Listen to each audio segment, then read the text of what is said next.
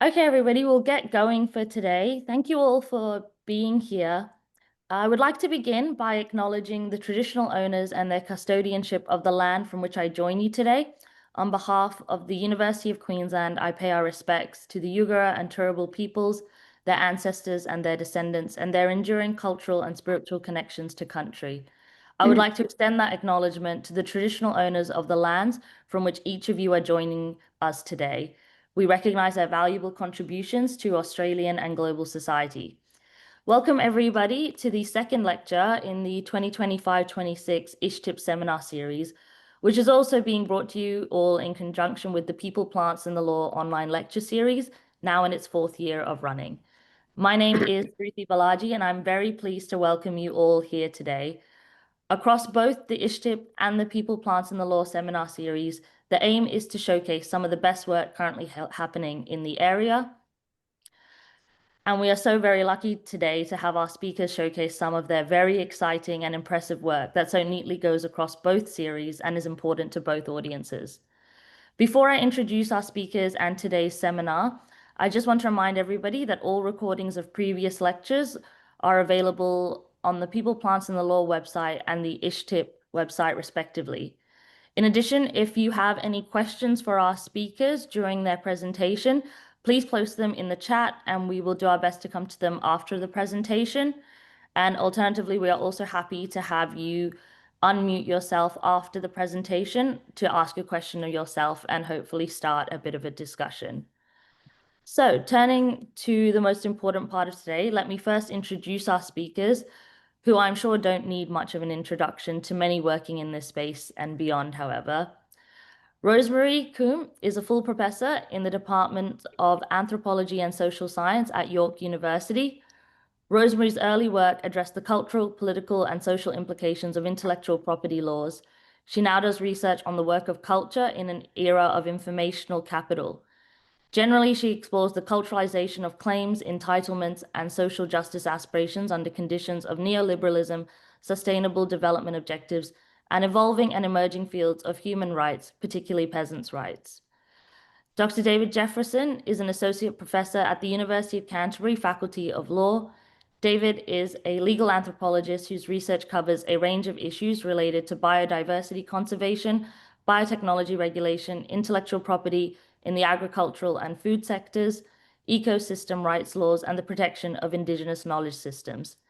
Today, we are very lucky to have Rosemary and David speak to us on making and marketing biocultural heritage in agriculture, from the Andean community to Asia, employing perspectives from legal anthropology on how policy travels to consider new articulations of human rights and sustainability objectives. David and Rosemary evaluate and synthesize a growing body of ethnographic research that explores how Indigenous, ethnic minority, and other communities living in rural areas in the global south articulate proprietary claims over seeds, crops, and agricultural methods, and culinary knowledge as important forms of biocultural heritage in socio-ecological initiatives. Drawing from earlier research focused on Andean community member states, they now consider examples from China, the Philippines, and Nepal of how biocultural heritage territories are designated, agroecology principles are asserted, biocultural goods are made and marketed, and agritourism initiatives promoted. I am now very pleased to hand over to David and Rosemary to take us away today.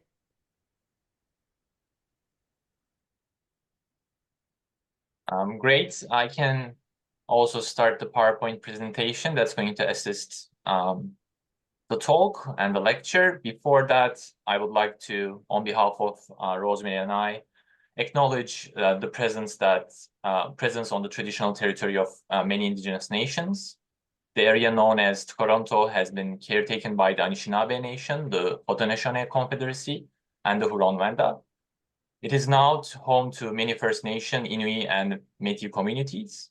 We acknowledge the current treaty holders, the Mississaugas of the Credit First Nation, and the territory is subject to the Dish with One Spoon, One Poon Belt Covenant, an agreement to peacefully share and care for the Great Lakes region. So here I'm going to share my screen. And I'll invite Rosemary to the floor. Okay, thank you very much. The abstract probably covers some of my introduction, but the rise and global spread of industrial capitalism through trade liberalization depended upon the expansion of intellectual property systems into new regions and over new subject matters, justified by modern ideals of economic development, premised on narratives of progress. The encroachment of capitalist proprietary logics into the realm of food and agriculture was contentious, with opponents decrying perceived threats to food security, threats to ancestral agricultural knowledges necessary to preserve biodiversity. More recently, we have seen the emergence of collective rights claims to rights from below, pertaining to plants, seeds, farming practices, post-harvest processes, and agricultural goods. Environmental NGOs, social movements, and peasants' rights advocates increasingly assert community biocultural heritage rights and territories, and encourage the making and marketing of goods derived from collective territorial enterprise. Now, in a chapter in the 2025 Routledge Handbook of Food and Cultural Heritage, David and I considered ethnographic research exploring a growing terrain of territorialized life projects centered upon food and agriculture in the Andean community, Bolivia, Colombia, Ecuador, and Peru. We showed how indigenous and peasant producers are using marks indicating conditions of origin to designate heritage foods in new markets to support biodiversity conservation, sustainable development goals, and food sovereignty objectives, while asserting territorial rights associated with place-based livelihoods. We argued that Andean community nations, indigenous peoples, and social movements, as well as the international environmental NGOs that support them, were early leaders in the assertion of biocultural heritage rights, territories, and principles. The NGOs and social movements that assert biocultural heritage rights, alongside new forms of community governance for marketing agricultural goods, are transnational ones, in which Andean community models are now globally advocated and emulated. In November, we presented a paper in Taiwan, well, via Zoom in Taiwan, to show how newly assertive Asian communities in China, the Philippines, and Nepal, and activists were deploying collective environmental rights and food sovereignty principles to make possessive claims to foodstuffs with culturally specific traditions of production. That chapter, Heritage Frontiers in Asia, is forthcoming in a book called Crafting the Past, Heritage, Modernity, and the Politics of Culture in Asia from the University of Leiden Press. We don't yet have a cover for that volume. What we'll do today is try to share a few examples from both chapters. We are going to omit our discussion of how exactly the UNESCO, the IUCN, and the FAO came to embrace biocultural heritage rights, territories, and collective enterprise in their policy frameworks, as well as many of the international networks of NGOs, scholars, and scientists that support these initiatives. Significantly, very little of this activity is focused on the state or oriented towards legislative reform. We've explored these practices through the theoretical lens of prefigurative legality, a concept developed by Amy Cohen and Bronwyn Morgan in a recent article in Law and Social Inquiry. It describes constructions of self and social relations otherwise, through use of legal concepts, legal vehicles, and legal norms in social movement activities as if these were formally recognized by state authorities in performative and pleasurable practices. The practices with which we are concerned are multi-scalar and multi-sectoral ones in which global policy principles, forms of property, and territorial governance are reconfigured in new social movements and community articulations of collective responsibility and social enterprise.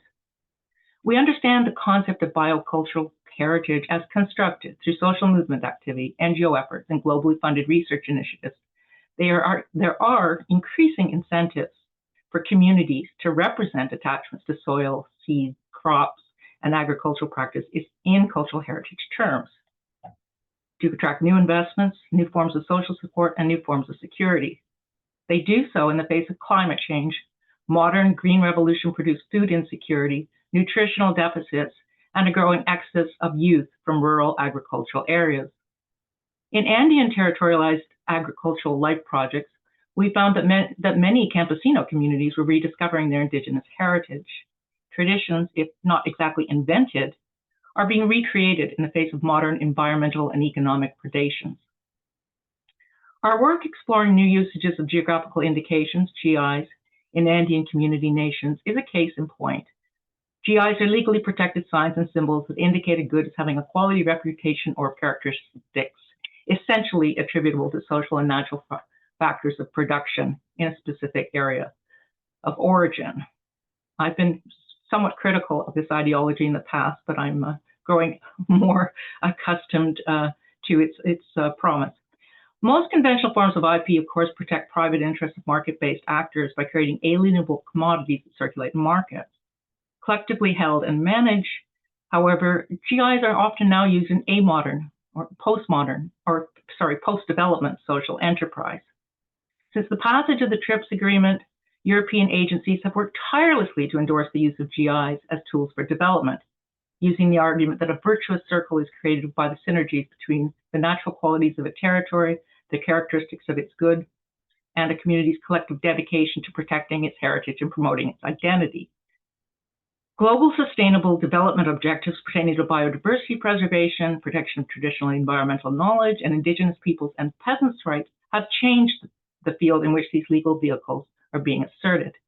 In Andean community nations and in many Asian countries, NGOs, scientists, and peasant organizations are mobilizing communities to identify and market agricultural goods to build alternative rural futures. So one quick example. The initiative we're about to explore began as a European trade initiative to create what they now call a GI enclave in Tarija, Bolivia, marketing Tarija as the new Andalusia for a wealthy tourist market focused on European-style goods, wines, cheeses, chocolates, you know the model. It also, however, spurred NGO efforts assisting peasant producers to recreate traditional food networks, linking communities and gastronomic enterprises along new food routes in more local tourist itineraries. Indigenous campesino producers began to use locally controlled, community-based participatory guarantee systems to certify organic foods, verifying their biocultural conditions of production and validating women's traditional knowledge in new heritage enterprise.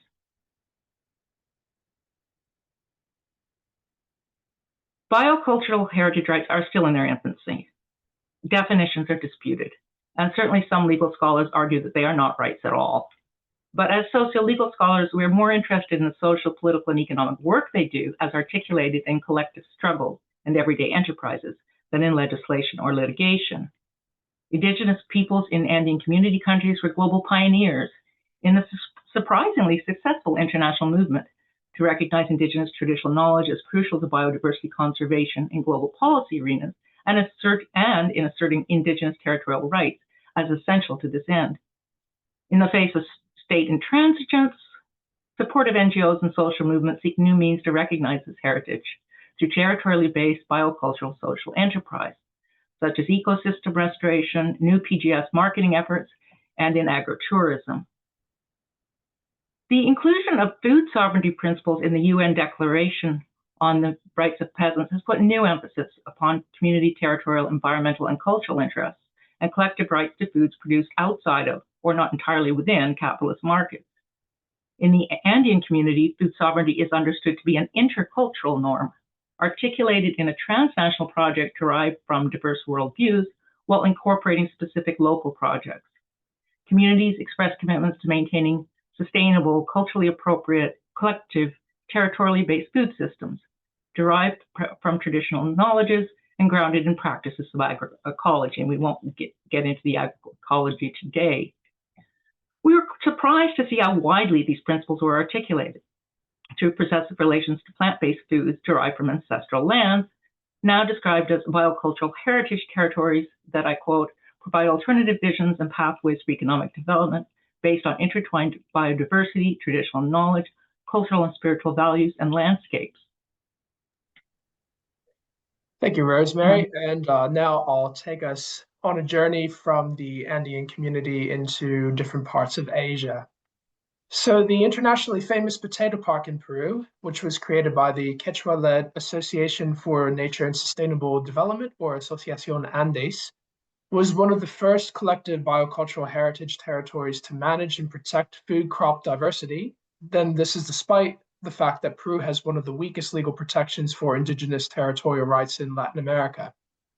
Moreover, through the auspices of the International Institute for Environment and Development, or the IIED, The biocultural heritage territory and its principles of research, governance, and enterprise are now shared in global workshops where agriculturalists, pastoralists, and forest-dwelling peoples are represented.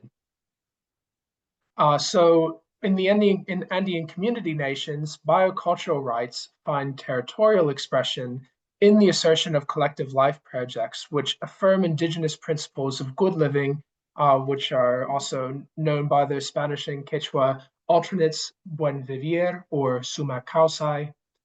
For example, faced with declining biodiversity in aromatic cocoa or cacao, during decades of plantation agriculture, peasants in Ecuador's Amazonian region have revived smallholder forest production to support new social enterprises.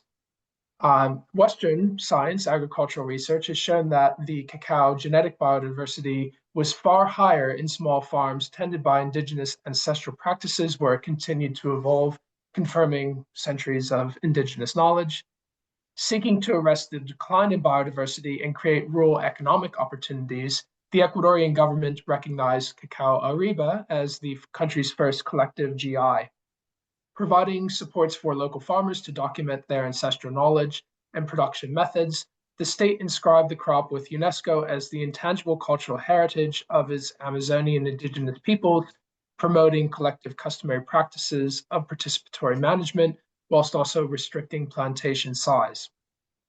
So this is now manifested in the work of the Kayari Indigenous Association, which is a group that involves 21 indigenous communities associated in a social enterprise, governed by food sovereignty and fair trade principles, and they create differentiated strands of cocoa using indigenous farming traditions.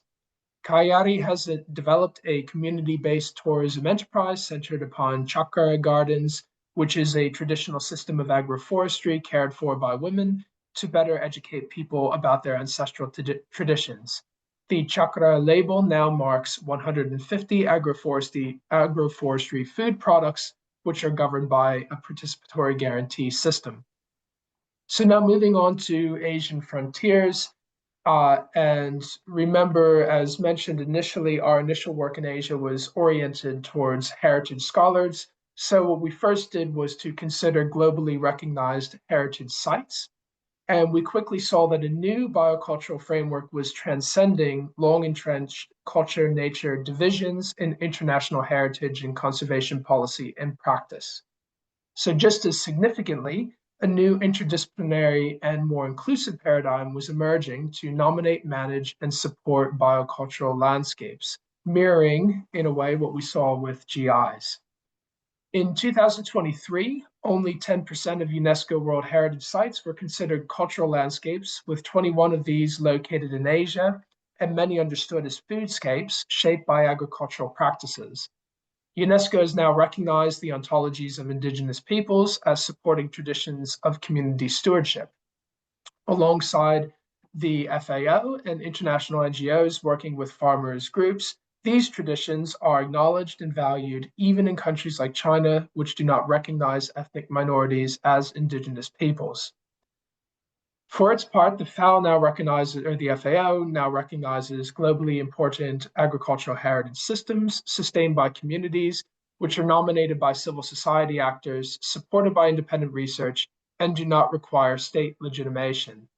Communities also seek recognition for their management and conservation of biocultural resources through the International Consortium on Community Conserved Areas, or the ICCA Consortium, which now calls these territories of life, and does so regardless of whether they are recognized by the state.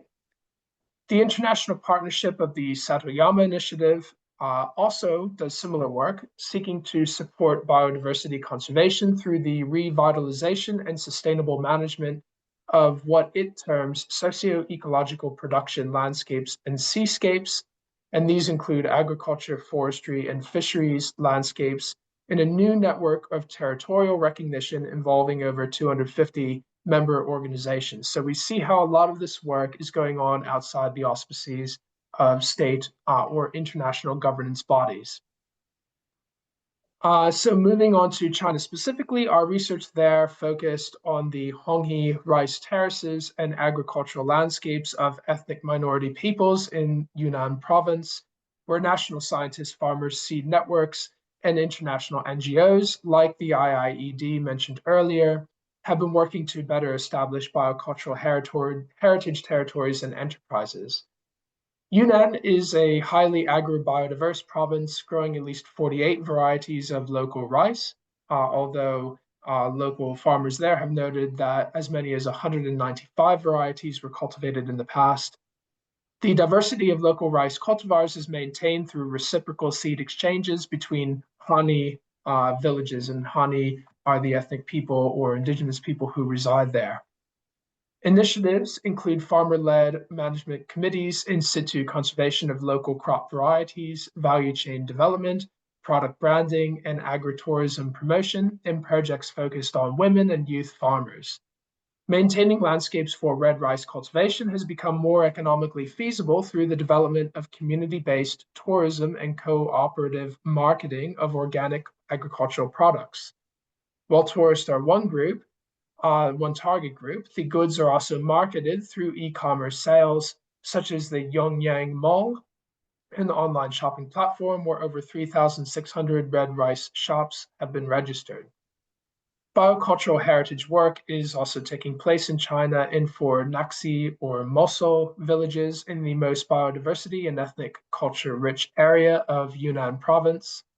The IIED initiative is designed to revitalize traditional spiritual values, build respect for the agricultural work and biocultural knowledge of women, and promote new partnerships whilst endorsing the Potato Park biocultural territorial heritage model. So we can see here how very explicitly this Andean model has spread to China. The network has focused upon developing community seed banks, protecting ancestral crop varieties, and training youth in traditional agriculture.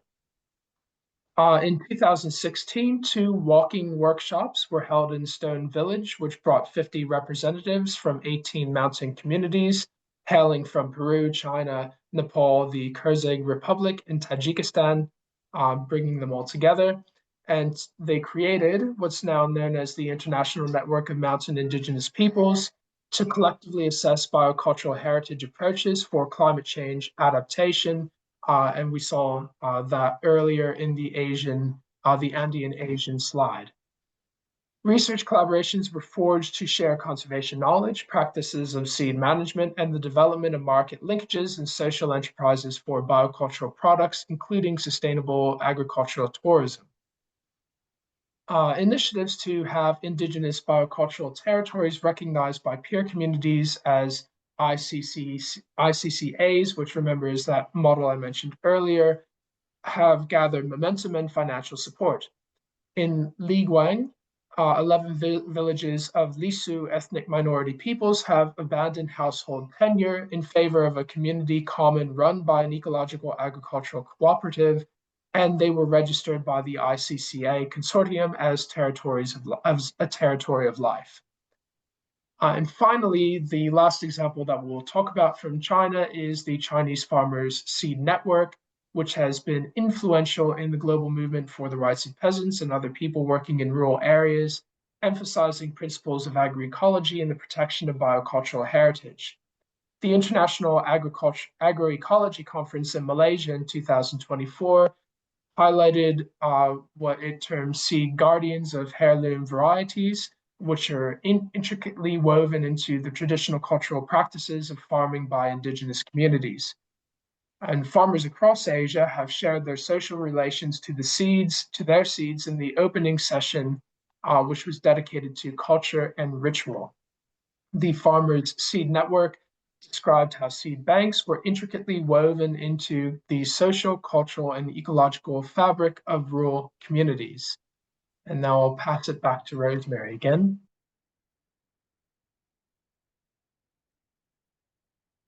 Just waiting for the slide to change. Okay. Our research on Nepal first focused on Sagarmatha National Park, surrounding Mount Everest, inscribed as a UNESCO World Heritage Site in 1979. Despite years of recognition, ethnographic studies found that Sherpa residents perceived little benefits from it. Under conditions of climate change, however, indigenous communities and their international allies have argued that environmental governance shaped by dynamic traditional knowledge would better facilitate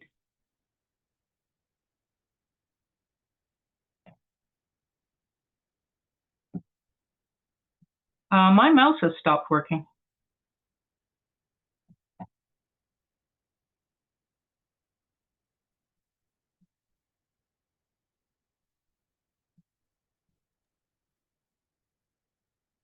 If you're frozen, Rosemary, I can continue. Yeah.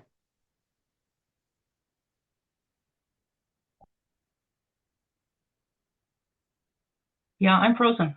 Okay. So that's all right. I'll continue on. So, as Rosemary mentioned, as we started doing this research, Okay, but I'm sorry, I found out that I can do it from the side. It's just my mouse is a problem. all good. Would you like to continue on? Okay, so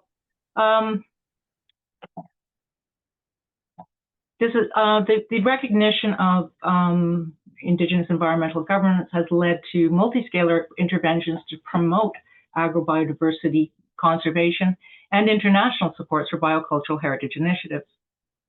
So under the Soto-Yamo initiative, the larger Coombe region has been designated a socio-ecological production landscape. This has elevated the role of traditional environmental knowledge and enlisted the Nepal Indigenous Nationalities Preservation Association to promote local agroforestry practices and biocultural products while establishing community-managed conservation areas. Reaching beyond the state, Sherpa peoples in the region have also had some of their ancestral territories recognized as territories of life by the ICCA, constitutionalizing ancestral traditions of consensual community-based custodianship. While most examples of ICCAs in Nepal are concentrated in the Himalayan highlands, the production, consumption, and marketing of agricultural goods are now asserted in biocultural heritage terms across the country. This is a consequence of political activism, resulting in constitutional recognition of food sovereignty in 2015. Food sovereignty claims are premised upon agroecological principles and practices, rejection of chemical inputs, development of crop varieties suited to local conditions, and rights to culturally appropriate food produced through ecologically sound methods that recognize human rights.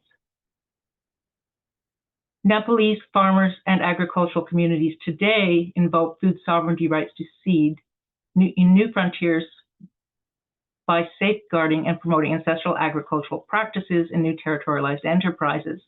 In doing so, they eschew the economies of scale associated with industrial agricultural production in favor of biocultural heritage-based organic methods. The Chabeli Farmers Group, for example, a group of smallholder Indigenous and female farmers, manages 56 species and 99 varieties of food crops celebrated in ritual and festival while certifying organic standards in niche markets. Opportunities for strengthening local farming economies in Nepal are increasingly oriented towards expanding markets to urban consumers with short value chains, participatory guarantee systems, and uses of geographical indications, while strategically linking agricultural products with community tourism enterprises. Now, to move into the Philippines. The rice terraces of the Philippines Cordilleras were inscribed on the UNESCO World Heritage List in 1995 as a living cultural landscape and enduring testimony to a people's environmentally sensitive agricultural production practices. Less than 6 years later, the Philippines asked that it be designated World Heritage in danger due to declining diversity, water quality, and the massive exodus of youth from the agricultural region. A master plan for the site's revitalization attracted widespread support, leading to the nomination of the area as a globally important heritage system in 2004. An intensive revitalization effort combined the energies of local Ifugao communities, grassroots organizations, international conservation NGOs, the state, and UNESCO and FAO bodies. The renaming of these as the Ifugao rice terraces in 2011 recognized the territory as the biocultural heritage of the Ifugao Indigenous peoples. Schools of Living Tradition programs established under UNESCO auspices were created to value and valorize traditional biocultural knowledge and involve youth in terrace conservation. GIHS recognition has created new opportunities for community heritage-based agrotourism and marketing opportunities for staple crops through new partnerships with Slow Food International. So the Ifugao Satoyama Meister Training Program, which is yet another example of the partnership between the local and an international level, paired Indigenous youth trainees with expert mentors to encourage the development of products from the rice terraces. Key products incorporated produce from crops with Ifugao spiritual value, including the Tinawan rice and taro in rice brew and ice cream, and these were successfully promoted in domestic markets. Other biodiversity-enhancing culture-based enterprises outside of the terraces in the larger Cordilleran region also involved Indigenous peoples' product development initiatives, with support from the Tabtaba Indigenous Peoples Center for Policy Research and local tribal organizations. Pidlisan people's ancestral lands have recovered from the impacts of Green Revolution synthetic fertilizers. The largely female Gwaesong Farmers Organization, now engaging over 80 members, has created new organic products in a region now recognized as a socio-ecological production landscape, adhering to an indigenous constitution. Farmers in the Philippines have been at the forefront of peasants' rights movements, working with La Via Campesina to advance food sovereignty objectives for over 40 years. Masipag, or the Farmers and Scientists in Partnership for Agricultural Development, maintains a territorialized networks of seed exchange between farmers who reject modern chemical inputs and genetic modification and celebrate traditional knowledge systems, increasingly understood as biocultural heritage. These seed networks have brought back over 1,000 farmers' varieties, which are on the verge of extinction under modern Green Revolution methods of agriculture using chemicals and hybrid seeds, whilst creating new certifications for ancestrally based organic goods. Masipag's work of community seed breeding has been described as a beacon of self-reliance and resistance against industrial agriculture, enabling 30,000 farmers to collect and breed 2,000 rice varieties, work that is crucial for both food security and ecological resilience. So we've greatly appreciated this opportunity to consider our preliminary research on emerging articulations of aspirations for new forms of intellectual property for biocultural heritage rights, goods, and territories through the prism of prefigurative legalities. Thank you. And I know that this is not necessarily the domain of ICHTIP, so we will look forward to hearing all of your comments. Thank you. Thank you so much, David and Rosemary. That was fascinating. If everyone would like to join me in just giving a virtual round of applause to David and Rosemary for their wonderful lecture today.